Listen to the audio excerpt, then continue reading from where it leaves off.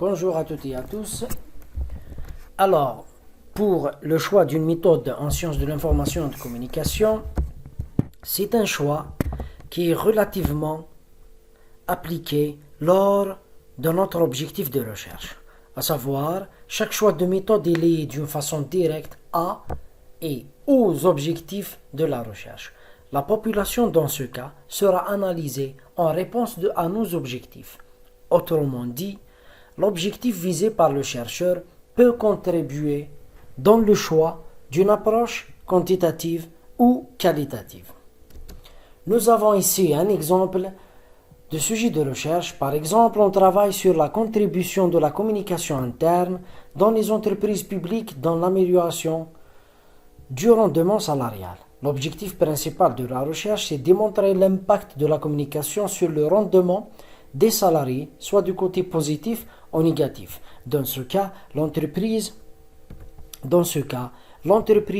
a déjà établi un système de communication interne, quoi que ce soit, d'une façon horizontale ou bien d'une façon verticale.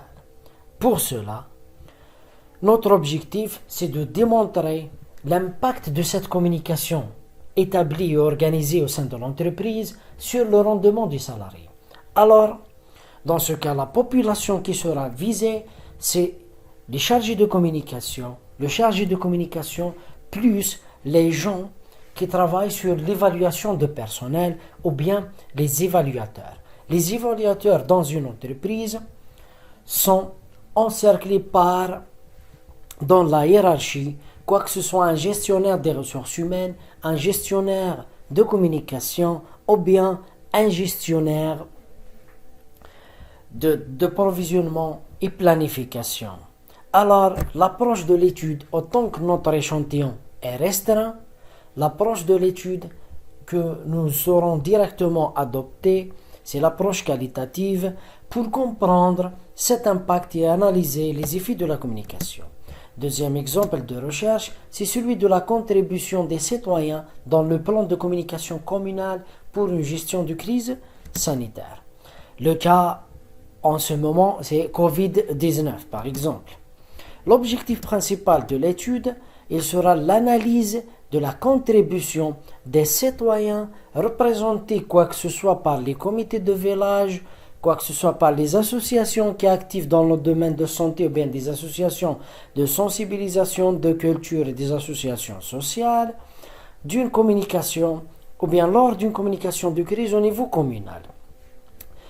Cette population est vraiment large parce qu'on peut imaginer le scénario de cette population. Par exemple, 15 associations, 15 représentants de l'association, les comités de village ou bien les comités de quartier avec 15 personnes, plus les décideurs de la commune. Notre population dépasse les trentaines de personnes ou bien dépasse les cinquantaines. Dans ce cas, par une petite analyse, ou bien une petite enquête de recherche au niveau communal, on va contribuer directement vers une méthode d'analyse quantitative dans le but de quantifier leur contribution et de généraliser les résultats de recherche. Merci bien.